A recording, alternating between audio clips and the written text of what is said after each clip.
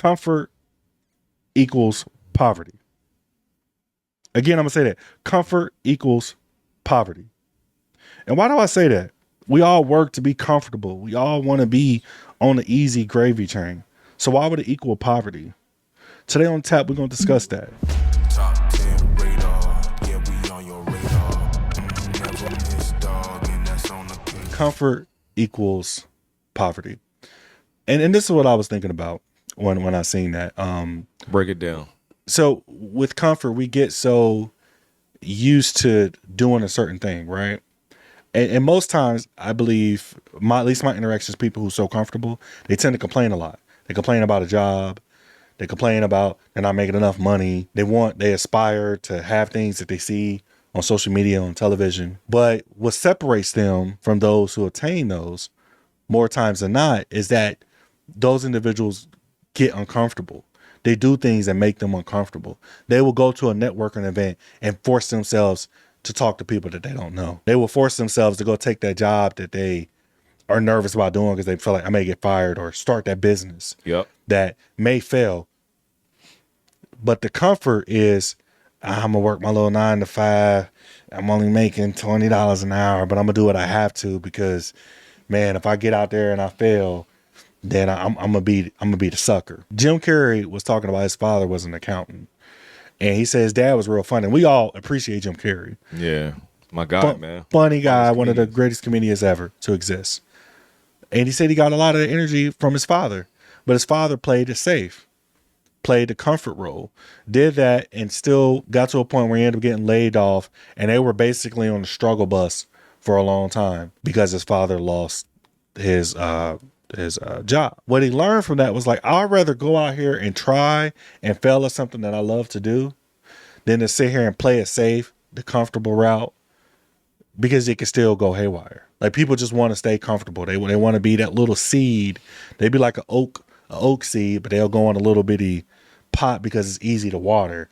You don't need to do much, but you're not going to grow to your potential until you actually get out there in the field and actually make stuff happen.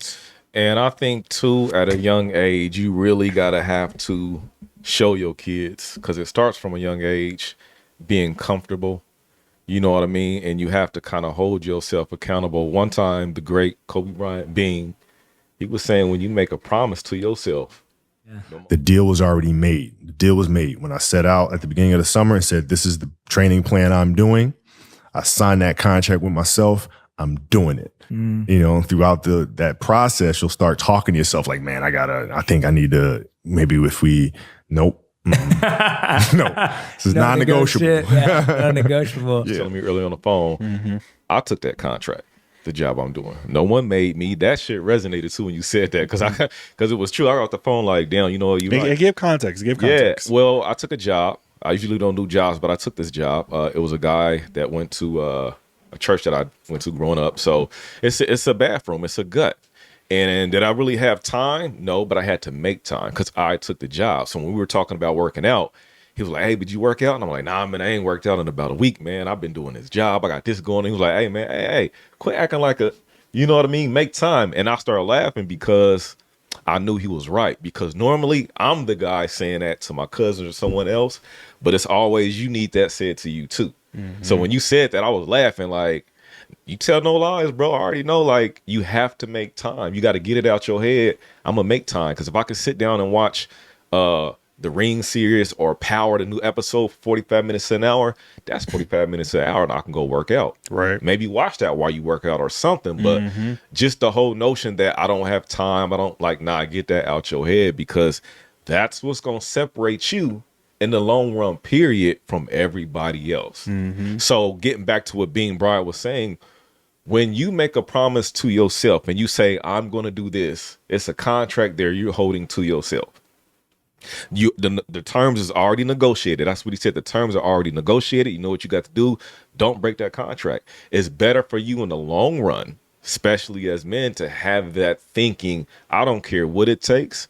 I'm gonna get this done. I made a promise to myself. The terms already been negotiated. There's no, well, I'm gonna just do twice as work tomorrow. No, you said you was gonna work out every day for 75 days. That was the contract. That was the deal you made with yourself. So you keep the terms with yourself. And at the end of the day, it'll make you feel so much better because you're capable of accomplishing what you set out to do. Man, it's a discipline and a pride, and it just all ties in. But yeah, man, you got to get out your comfort zone. And this is what I say. So my comfort zone was I would make excuses. I was working. I got the family. Yeah. I have all these things, and what enabled me with the 75 hard challenge, one of the main things was that you have to read 10 pages a day. And I will always say I don't have time to read my Bible. So now I started digging into my Bible, and God started ministering to me. Start like, man, I could pull you away from all the stuff that you feel like that you make time for, but you don't make time for me. Right. And as I started digging into the Bible, I started, it's not just the Bible. I don't want to say I'm just reading that, but it allowed me to really start focusing on self-development. Saying my comfort was making excuses. That was my comfort. Making excuses was comfortable. It was easy. So I could say, I'm too busy to do this. I have to do that. I can't make time for that. I can't do this.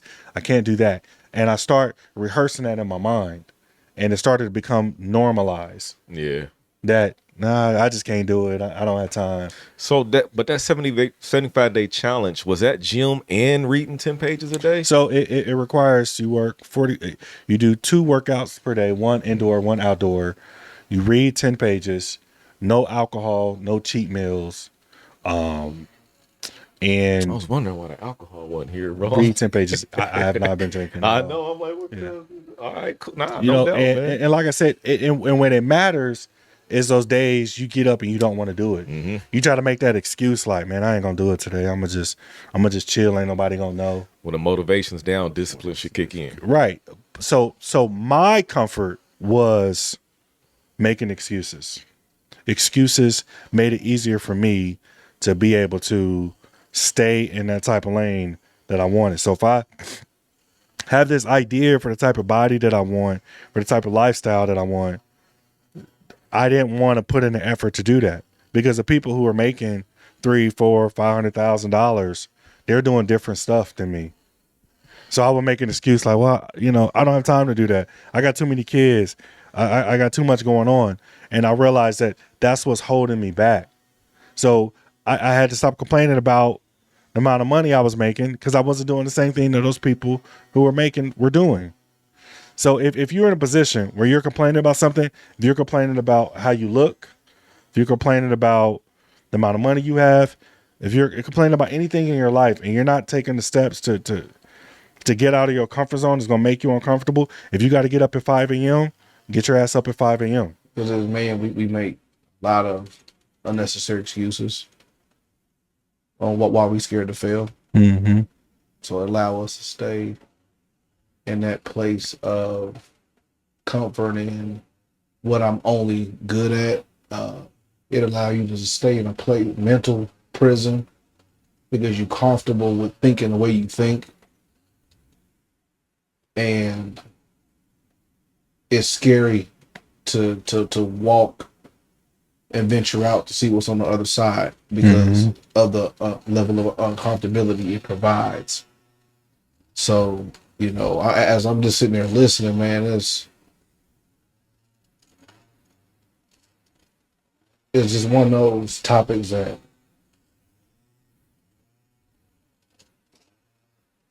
you know, it make you look in the mirror. And either you gonna like what you see,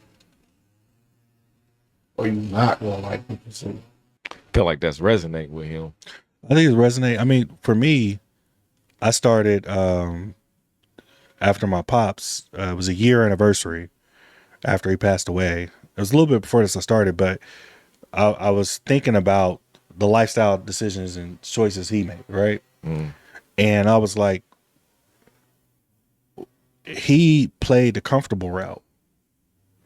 There was a lot of things that I believe he could have had in his life and would have been a lot easier if he would have made himself uncomfortable. Right. Yeah. If he would have taken those jobs, worked harder, got up earlier, practiced better self-discipline, delayed gratification. Yeah. I think that's a big thing that I have to work on too, is delayed gratification. We get so used to, definitely we live in this age with Amazon. We got to have it right now. We complain about money, but I was having money to order stuff on Amazon. I was having money to go and buy a new game, but I have this savings goal in my mind to reach 6 figures in my bank. But I had this savings goal that I wanted to meet, but I wasn't meeting it, not because I couldn't get there, but because I wasn't taking the steps to get there. So again, my comfort zone was excuses. And it's a mindset though. It really starts up here. And then it goes everywhere else. And the reason why I say that is sometimes it's little habits that you do. If you change, it was a study saying that if you change what you do on a day-to-day basis, hey, I'm gonna start going to bed early. I'm gonna start getting up at this time. I'm gonna work out at this time. I'm gonna stop procrastinating. I'm gonna start doing little small stuff, brick by brick. They say your whole how you look at life will start changing. You start reprogramming. As they call it, reprogramming yourself. And not only that, stuff you consume and people you around. Like when I talk to you and we say, hey, you bullshitting, you need to do this, you got time, just hearing that can impact your life. So when you start consuming the BS, maybe train your algorithm better to give you more positive stuff on social media than just looking at a whole bunch of BS. Your whole life and your structure will start changing. And it ain't got to be big stuff. It could be small stuff. Start off small. This is another exercise, but I did too. And it helps you figure out your purpose and your goals. So you list 10 things on a piece of paper, right? On the right side, 10 things that will really bring you happiness and can help you and your family. And think about it. Really write 10 things down. After that, point out the one that's going to have the most impact. Just one. Take that from the right side, bring it to the left side. Then after that, you're going to start little steps how you can accomplish that thing. And that's what you're going to start doing. Slowly, you're going to start bringing stuff from the right to the left. But you just start with one, and then you break it down different steps. How can I accomplish that? I did my list, fellas, and there was no materialistic thing really on there. Even though I want like that Corvette. That Corvette wasn't on my right side, bro. It was nothing materialistic. It was not an amount of money. It was more so like my time, my freedom, my health, my happiness, set my kids up. That tangible stuff. Yeah. But all the material stuff or the status or the ego or the provider or what, none of that was on there. So I started doing that, and I'm slowly going to start bringing stuff from the right to the left. You know what I mean? And it's just going to change your life. But you, like you said, you got to get out your comfort zone. And one of the biggest things that held me back, I think, was staying up late at night. Staying up late at night because then I get up later. But in the morning, they call those millionaire hours. So when you get up at like 4 or 5, that's when everybody is asleep. That's when you get up, get you some tea, get you some coffee. Yeah, you can process and you start your day early. Most people don't get up there early if they don't have to. So that right there, that discipline separates you. And they call those millionaire hours. I'm like, yo, I want to go back to what you touched on. What's up? With the circle, who you have in your circle. And I think this year, 2024 has been very transformative for me because so often we feel like we make excuses to keep those around us that really is holding us back.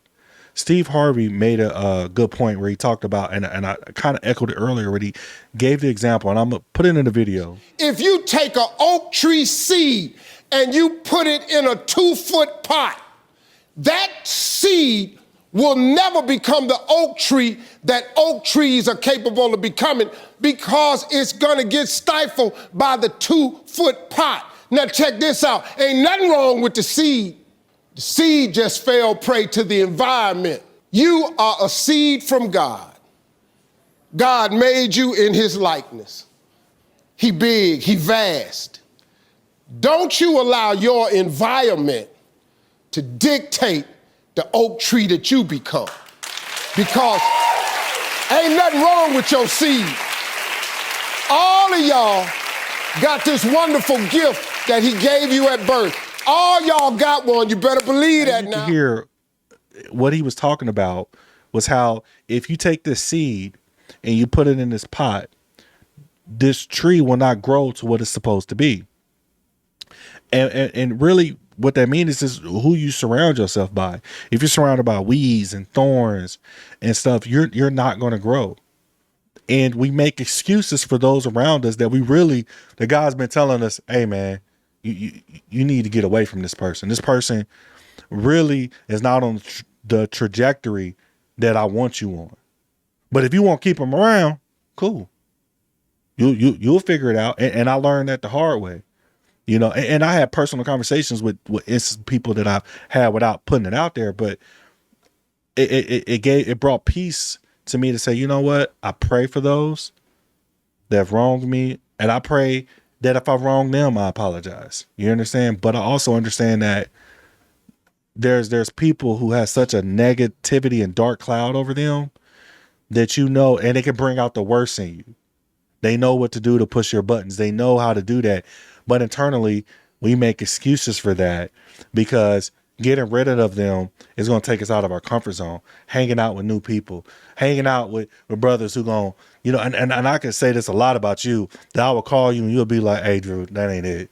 Don't do that. You need to take that back. Come on, man. And it make me go in the mirror and say, all right, cool. I maybe I need to reevaluate it because you're not telling me what I want to hear. But I got a buddy that would sit there and laugh at it and act like what I did was not a problem.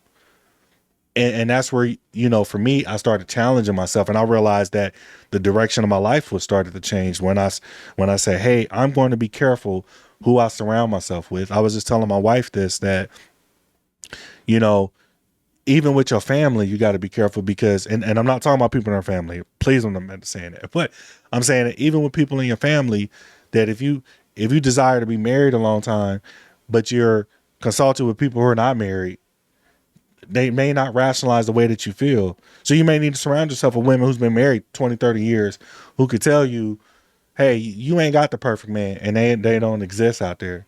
So if he ain't do something this way, you focus on this little 10%.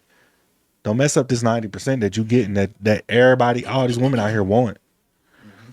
So I think in this video, and the reason why I made this, it's just been on my heart that you have to make sure that your comfort zone is not complacency.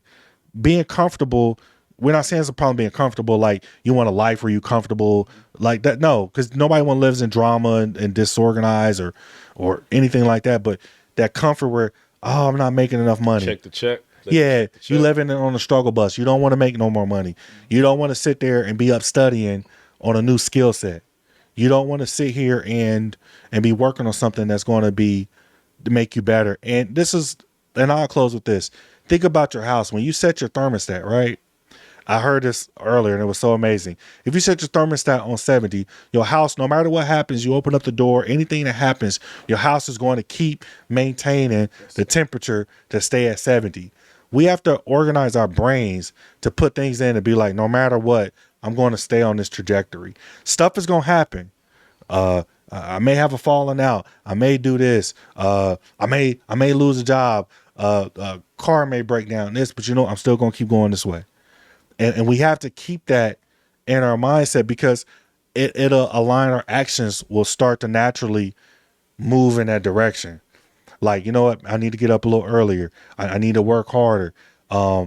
It's his job I want, but I lack the certs. I lack the skills. Yeah. You know what? I'm going to go buy this course to teach me how to do it. I'm going to go get out my comfort zone. I'm going to go hang out with people who make more money than me, who own more property than me, who do so much better than me, that I feel uncomfortable being around you. But I'm going to pick your brain because I want to learn how you did that.